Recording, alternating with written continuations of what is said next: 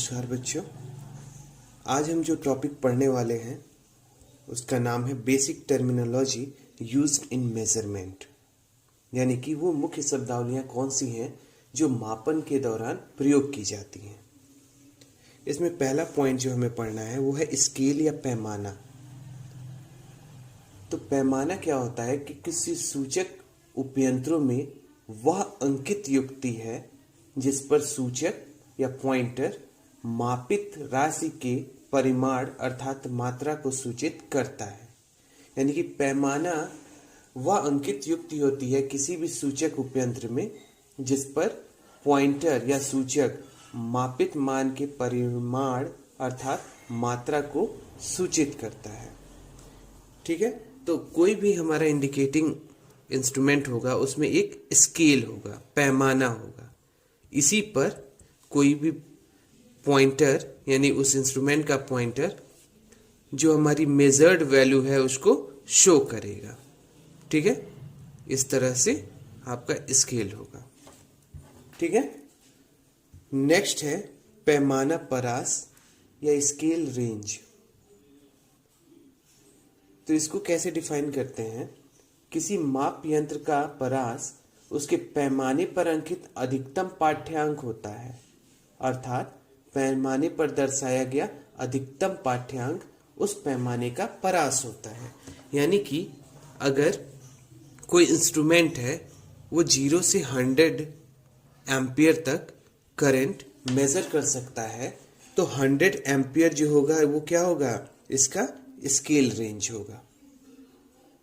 ठीक है, यानी किसी मापन उपयंत्र का परास उसके पैमाने पर अंकित अधिकतम पाठ्यांक होता है। ठीक, नेक्स्ट टॉपिक है या नेक्स्ट पॉइंट है हमारा स्केल स्पैन या पैमाना विस्तार। तो देखिए स्केल स्पैन क्या होता है? किसी स्केल पर जो मैक्सिमम रीडिंग होती है और जो मिनिमम रीडिंग होती है दोनों का अंतर क्या होता है? स्केल स्पैन होता है। देखिए स्केल स्पैन क्या होगा? Maximum reading minus minimum reading. ठीक, यानी कि मान लीजिए कोई हमारा इंस्ट्रूमेंट है जो 20 एम्पियर से 40 एम्पियर के बीच करंट मेजर कर सकता है, या इसका जो रेंज है 20 से 40 के बीच है। तो इसका स्केल स्पैन कितना हो जाएगा? Maximum reading minus minimum reading, यानी कि 20 एम्पियर।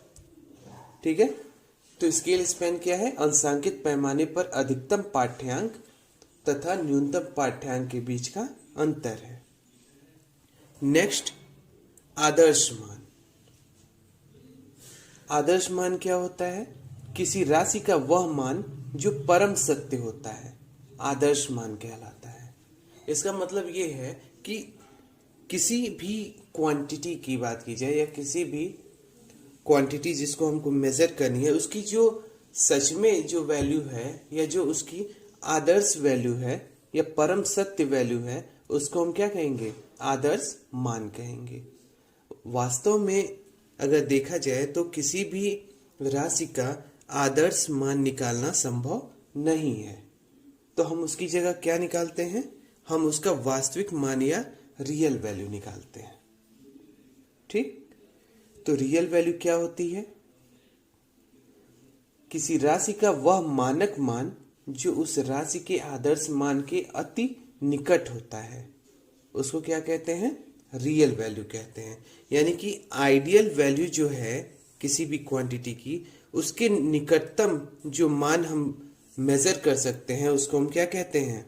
वास्तविक मान या रियल वैल्यू कहते हैं। ठीक, इसको और भी कई नामों से जाना जाता है, जैसे true value, actual value, correct value. ठीक है, तो ये सारे नाम क्या हैं? रियल वैल्यू या वास्तविक मान के ही हैं।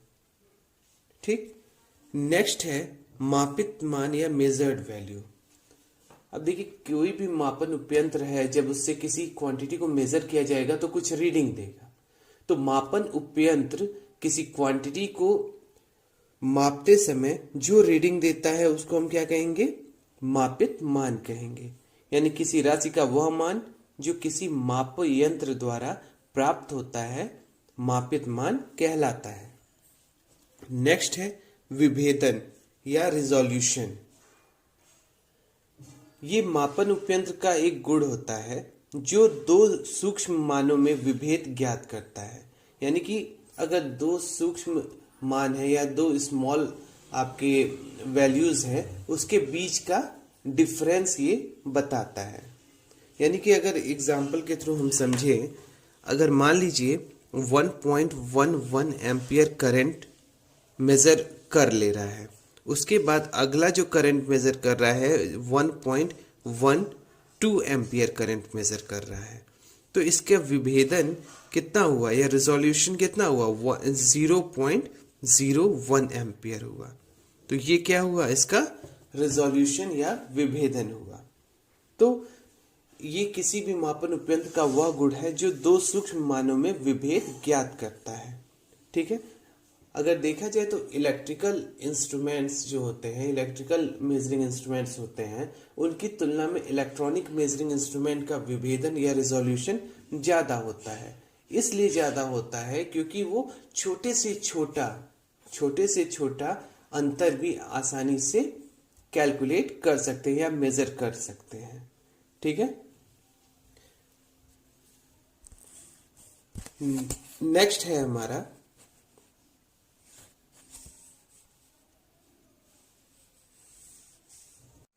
नेक्स्ट पॉइंट जो हमको पढ़ना है वो है कैलिब्रेशन या अंशांकन। कैलिब्रेशन या अंशांकन किसी मापन यंत्र के किसी मानक उपयंत्र से तुलना करना है।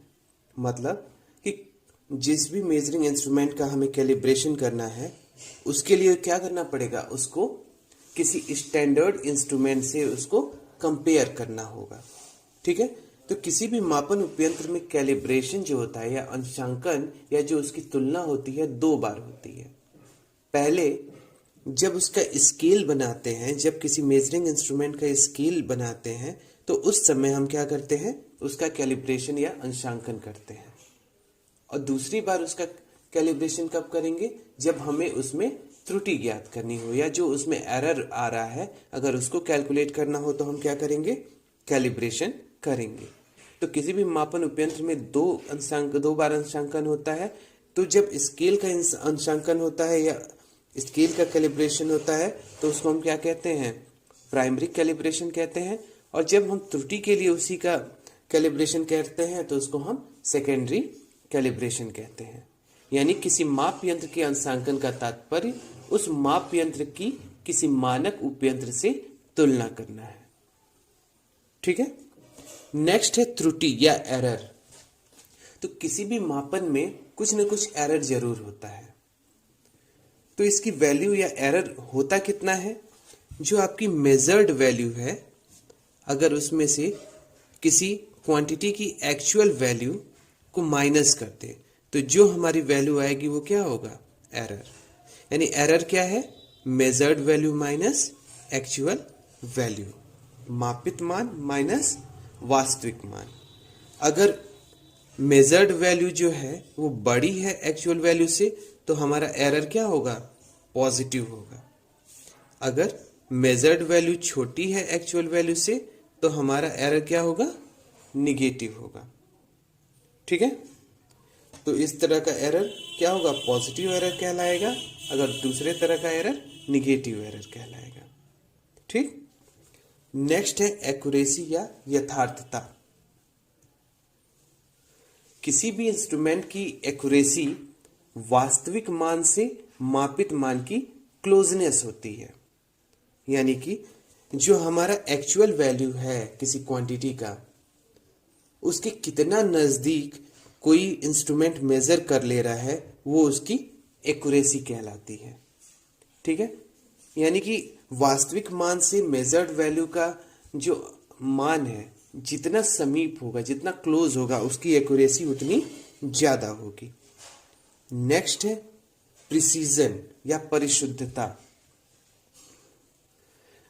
अगर कोई इंस्ट्रूमेंट है किसी क्वांटिटी को मेजर कर रहा है जो फिक्स्ड क्वांटिटी है, अगर वो उस क्वांटिटी को बार बार उतना ही मेजर कर रहा है, या कहा जाए कि अगर किसी एक क्वांटिटी को मेजर कर रहे हैं कई बार, तो जो उसकी वैल्यूज हैं, मान लीजिए पहली बार A1 आया, दूसरी बार A2 आया, तीसरी बार A3 आया, तो इनका जो क्लोजनेस है, जो इनकी आपस में समीपता है, उसको हम क्या कहेंगे?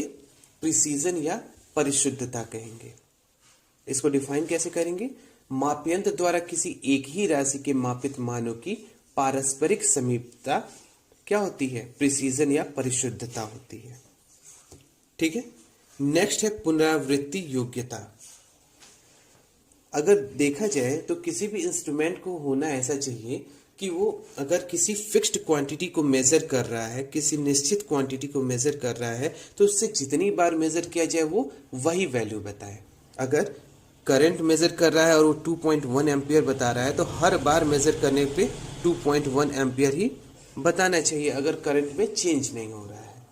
ठीक है। तो पुनरावृत्ति योग्यता क्या होती है? माप यंत्र द्वारा किसी एक ही राशि के मापित मानों की समानता को पुनरावृत्ति योग्यता कहते हैं। यानी बार बार अगर वो वही मान बता रहा है, तो ये क्या है? उसकी पुनरावृत्ति योग्यता अच्छी मानी जाएगी। नेक्स्ट, अल्पतमांक या लीस्ट काउंट। इससे आप सभी पहले से फेमिलियर होंगे। किसी माप यंत्र द्वारा मापित न्यूनतम मान को उस माप यंत्र का अल्पतमांक कहते हैं। यानी लीस्ट काउंट क्या होता है? किसी भी इंस्ट्रूमेंट से आप जो मिनिमम मेजरमेंट कैलकुलेट कर सकते हैं या मेजर कर सकते हैं, मिनिमम डिफरेंस, उसको हम क्या कहेंगे? लीस्ट काउंट या अल्पतमांक कहेंगे। नेक्स्ट है सेंसिटिविटी या संवेदनशीलता। अब ये क्या चीज है? किसी माप यंत्र द्वारा मापी जाने वाली चर राशि में परिवर्तन करने से माप यंत्र के डायल पर जो विक्षेप प्राप्त होता है वह उस माप यंत्र की संवेदनशीलता है।